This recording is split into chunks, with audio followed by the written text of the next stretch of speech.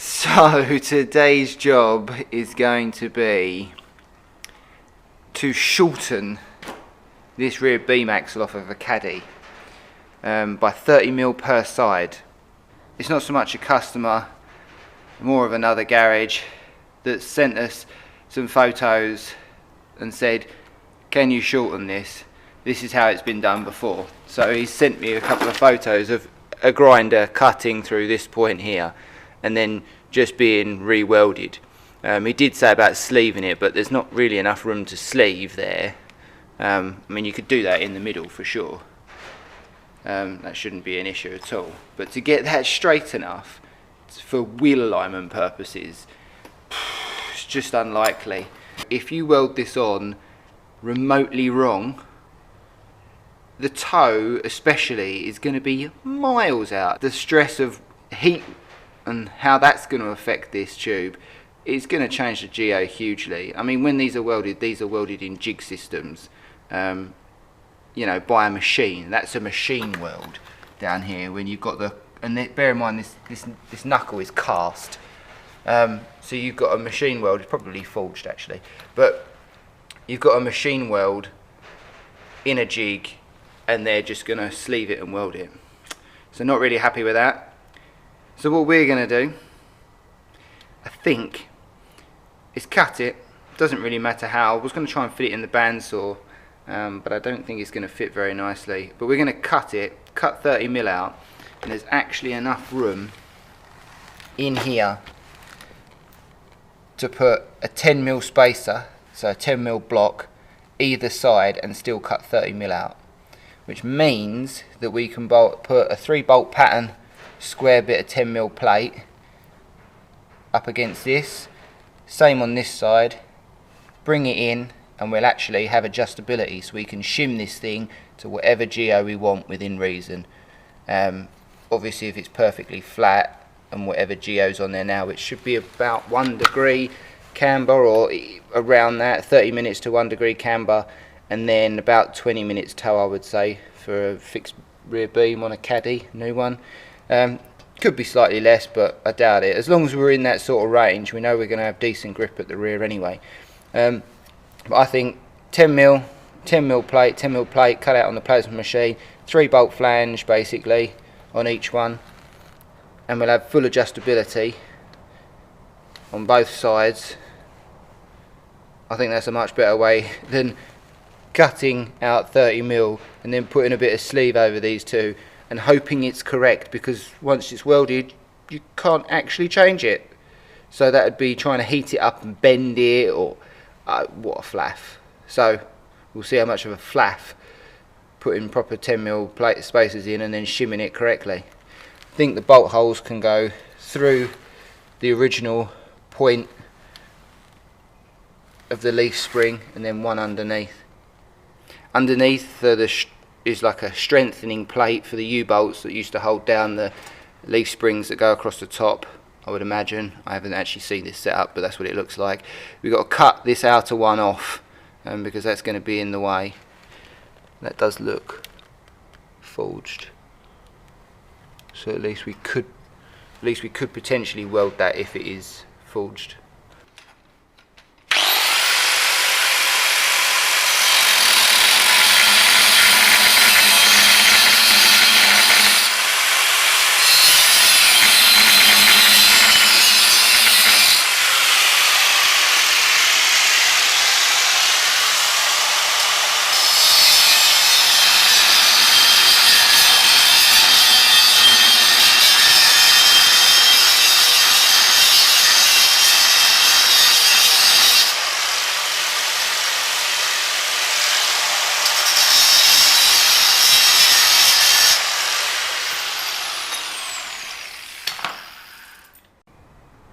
So we just cut off the part of the U-bolt strap, or where the U-bolt strap goes across.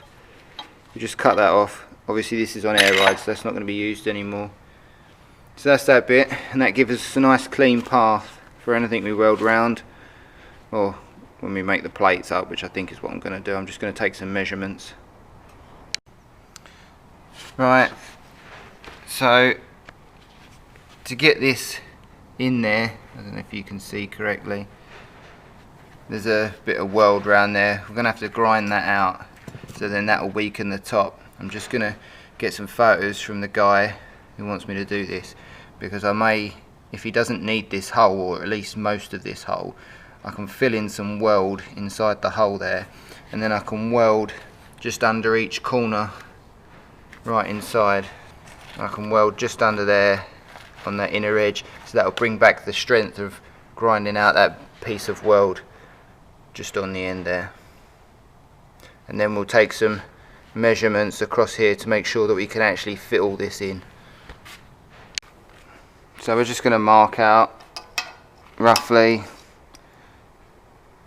10mm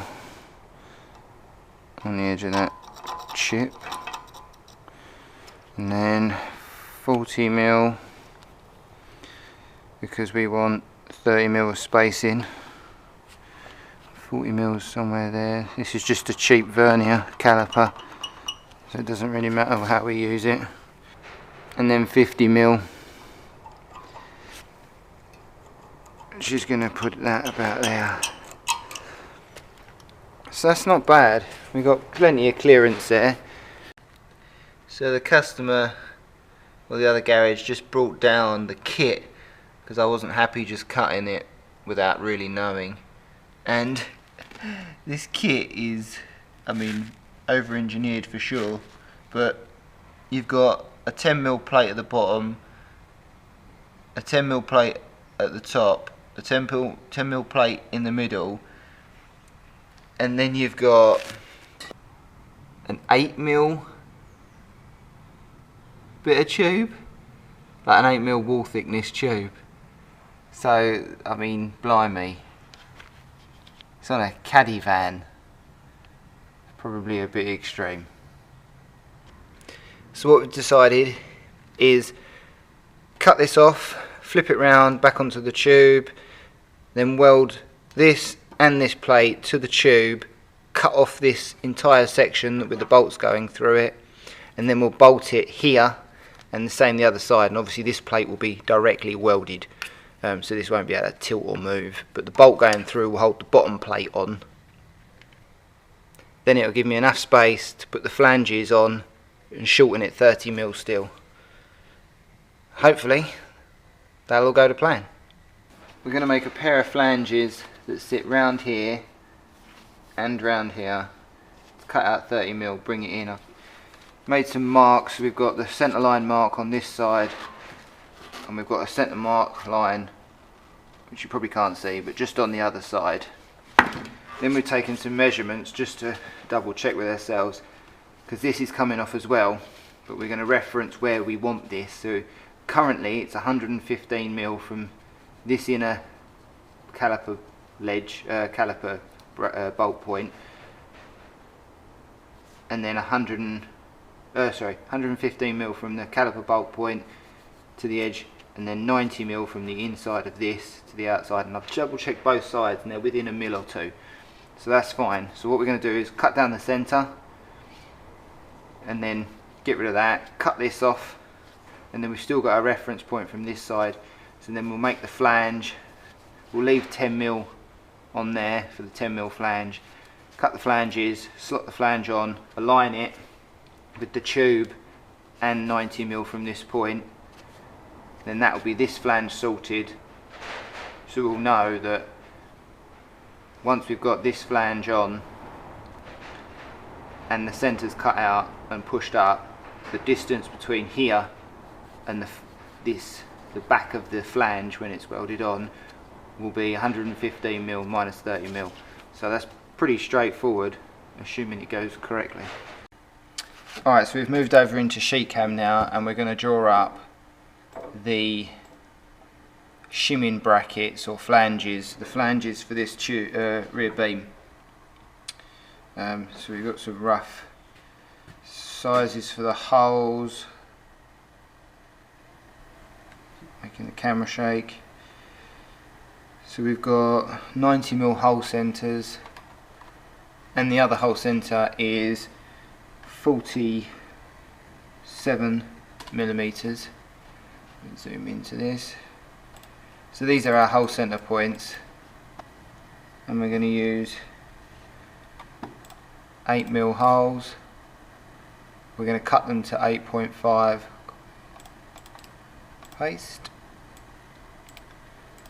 Our overall flange size, which will be 90mm plus 4mm for the hole, 8mm for the holes.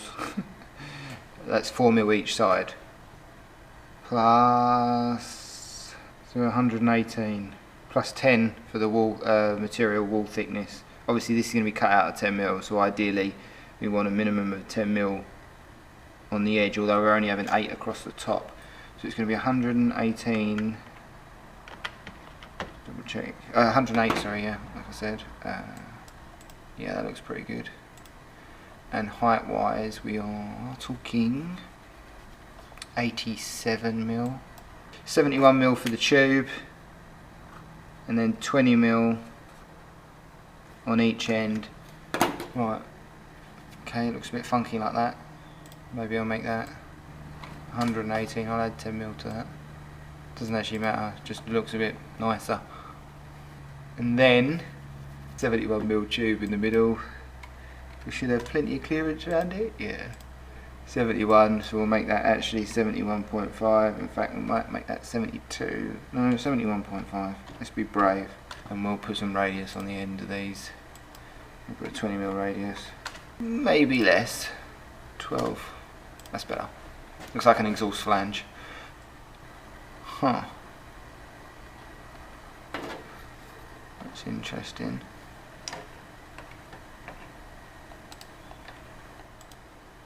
Why is that 7.75? If I measure down 20 from each side, and that was with plus 8mm to the hole centres. What's that then? What? Oh, wanker. Right, so obviously I made the hole bigger than I said it was going to be, so that's why.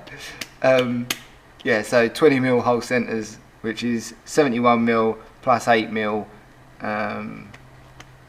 which is fine. So there's 20mm down from the top, which is what we measured, and that would be actually 8mm if I hadn't made that slightly bigger than it should have been. So it's got 0.25 off of each end, which is fine. Yeah.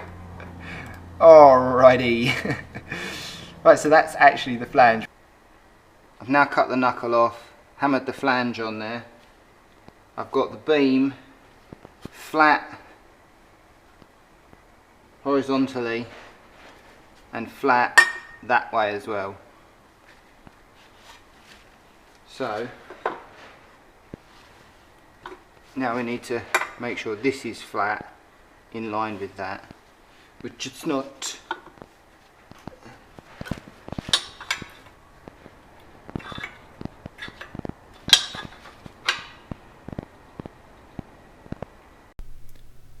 This is the standard side, and then we move across to the modified side. So I've flipped that bracket, fully welded the inside flange on. You've got 30mm spacers. I've realigned everything minus the cutting disc. That's why it didn't matter how I cut it. And then I've just tacked it on the back side once I've realigned it. I'll fully weld this, remove all this, cut these both off. So I've just fully welded it.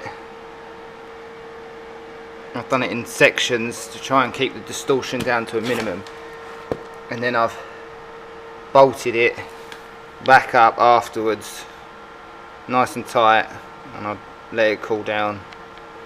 Next thing to do now is cut the centres out, make them flush, clean them up, all bolted up.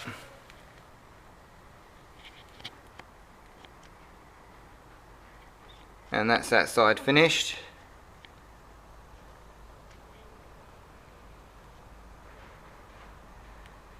A little bit of distortion in the plate, but we're going to need to shim it anyway, most likely. And I've got the other plate just sitting underneath, just so I can see what's going to happen. Need to get some decent fine thread bolts on there. These are just temporary.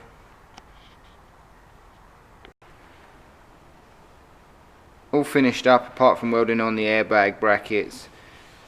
This wouldn't be flipped in a normal situation. This would stay exactly where it is, and it can flip over and be re-welded on as such without any issues.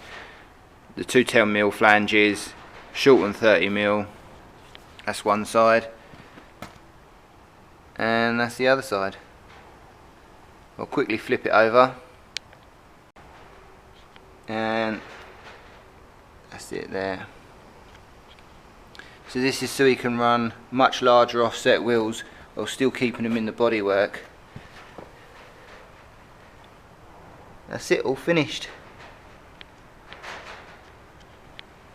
These plates will be out for sale, most likely on eBay, so someone can do it themselves. Thought I'd get a couple of shots of it on the car. Obviously this is just put together. The guy who's obviously actually building this car for the customer, he needs to paint all this, but this is it, and this is obviously it fitted up, so I could do the rear geo and shim it all out, but it worked out really nice. Thanks for watching. If you like the video, give it a thumbs up. If you want to see more videos, subscribe, hit the bell to get notifications.